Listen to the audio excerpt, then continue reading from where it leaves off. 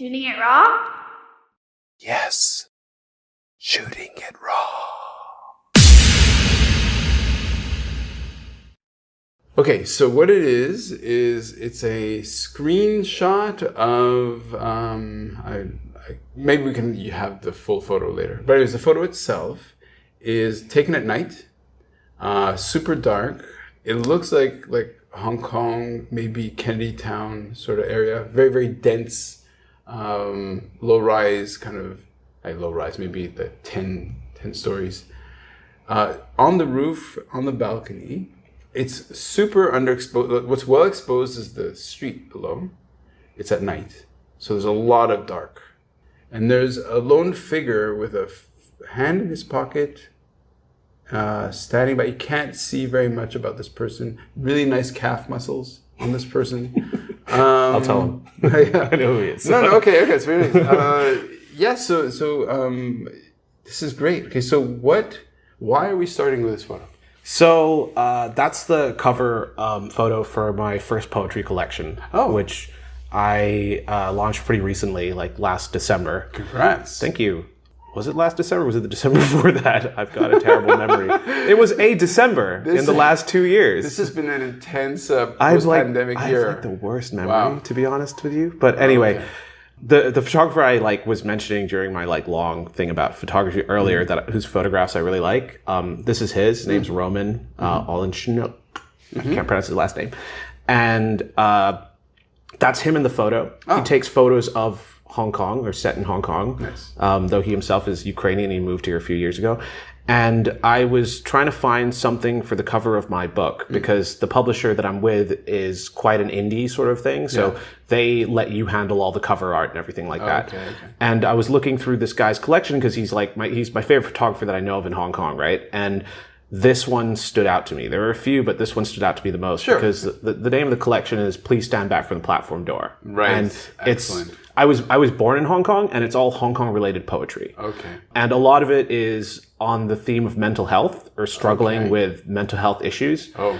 And a lot of it's it's not fully negative or pessimistic, but there's a lot of it sort of the toxic influence of things about Hong Kong, like the consumer culture and the pressure to succeed and hierarchical society and things like that. So this photo, for me, it's beautiful first aesthetically. You see this night scene in Hong Kong. I think it's somewhere in Kowloon. He told me which street, but I don't recall which one it was. Okay. So it's aesthetically quite beautiful because you get the night scene of Hong Kong, right? But the guy to me is very ambiguous because he is on the one hand just observing everything and kind of taking in the scene. But there's also the implication that he's on a place with no barrier. And that is not he could jump off. Yeah, exactly. He could fall, he could jump off. What's he going to do, right? So why is he there? Please stand back from the platform door. Platform door. So anybody who's taken the MTR or the metro or the subway in Hong Kong, you always have that reminder that nanny-ish kind of thing, stand back. Okay, it's good. It's good. Definitely something you pay attention to.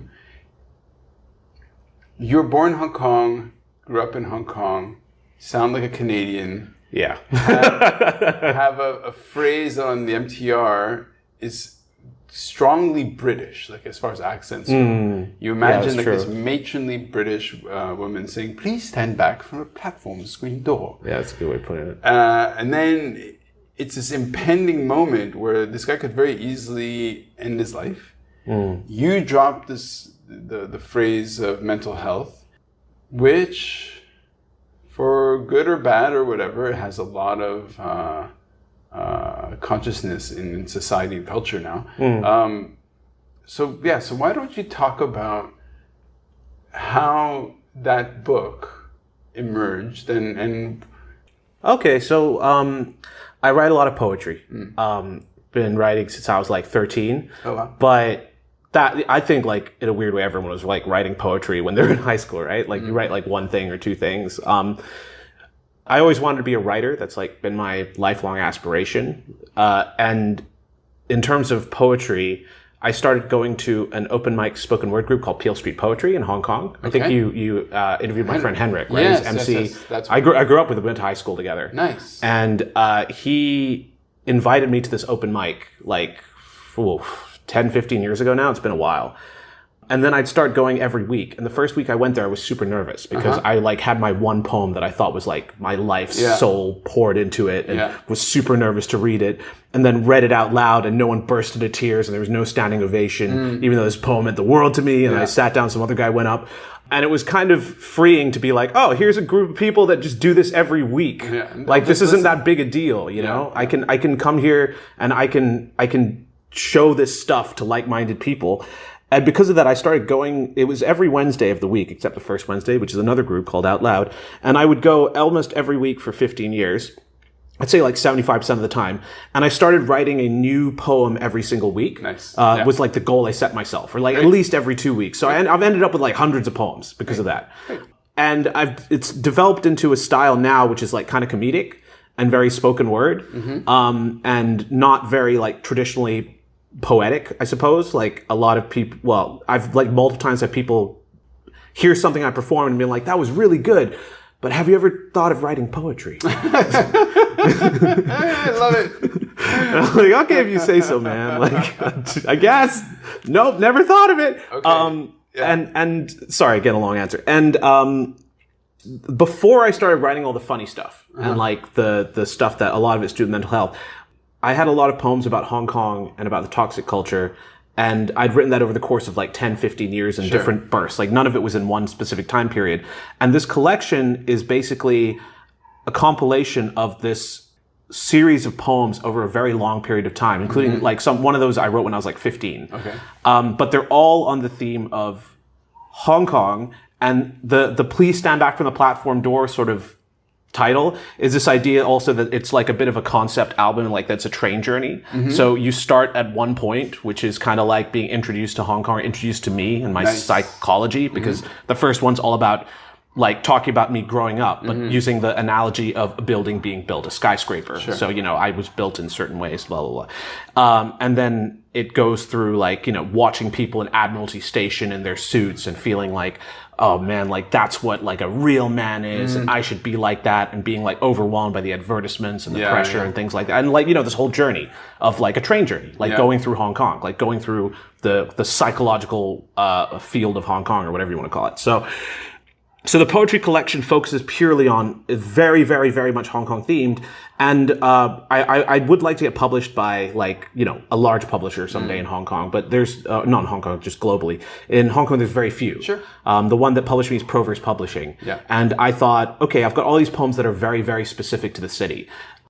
They probably wouldn't get published internationally, or it's less likely. So why don't I put it all together and get it published by a local publisher for a local audience, who will understand all the references and the feel of the place. And obviously, like, when I say it's about Hong Kong, what I really mean is it's about my very specific version of Hong Kong. Of course. Like, because you, as you said, like, I sound Canadian. I went to an international school, which is for relatively privileged individuals, to be completely honest with you. It's a very far cry from, like, the local school, Chinese local situation and story. I can't read Chinese. So I have this very specific take on Hong Kong, and that's what's in the collection.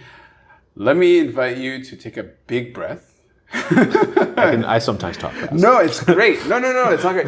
Also to point out that each time you say sorry to me, Ernie? You're going to kick Ernie? No, of course, crazy. No, she takes a little poo. So the more God, you say does sorry, do that. the less poo there'll be in the room. Yeah. Okay, so, but to get back to since we're not meeting each other, my growing up in Montreal, Canada, was very much geared to scientific development, learning science, pure applied science, all that stuff. And then got into college, and then thought, oh, wait a second, I'm going to do a lot. The thinking I'm doing in creative writing is a lot more engrossing. So I went and got my first degree in creative writing, with a focus on poetry. Oh wow! I didn't know that. So I wasn't writing poetry when I was younger. I started doing it really when I was in my 20s. Okay, so there's that.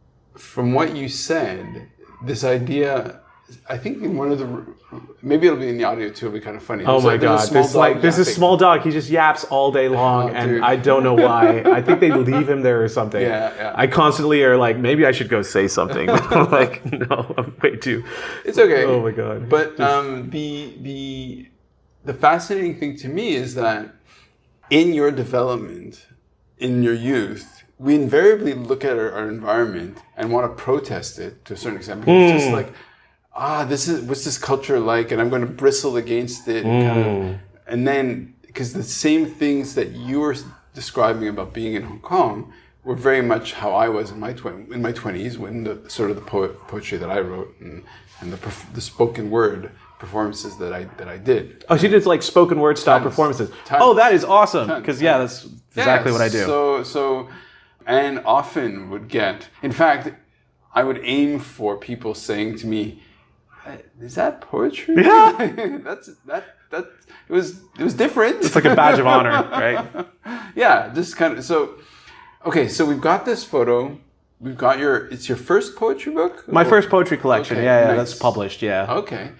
People can order it online? Yeah, you can find it on Amazon. Oh. So you can order it there.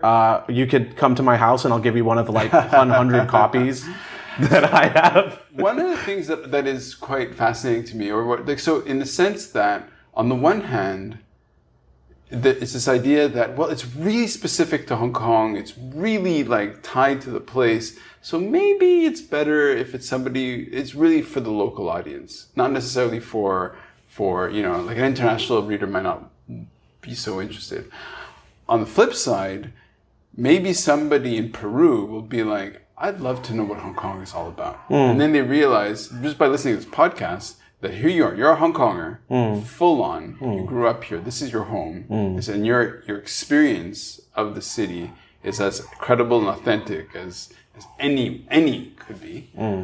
So I find both those realities can exist, Yeah, it's true. And you can find the universal and the specific, right? Sure. Like you just said about Montreal, you wrote about similar themes. Yeah. You could argue that just Hong Kong is just a hyper-capitalist society, so it's exemplar of so many different places as well. Yeah. And kind of like that foreigner in your own city experience, Yep. the kind of ethnic minority experience that you'd have when you're just not part of the majority population. So yeah, it definitely has like things that I hope appeal to everyone. Sure. Or a lot of people at least. But you just get an insight into Hong Kong. Yeah. Vish. Yeah. Vishal. Vishal. Do you have a middle name? No. Okay, neither do I. Doesn't matter.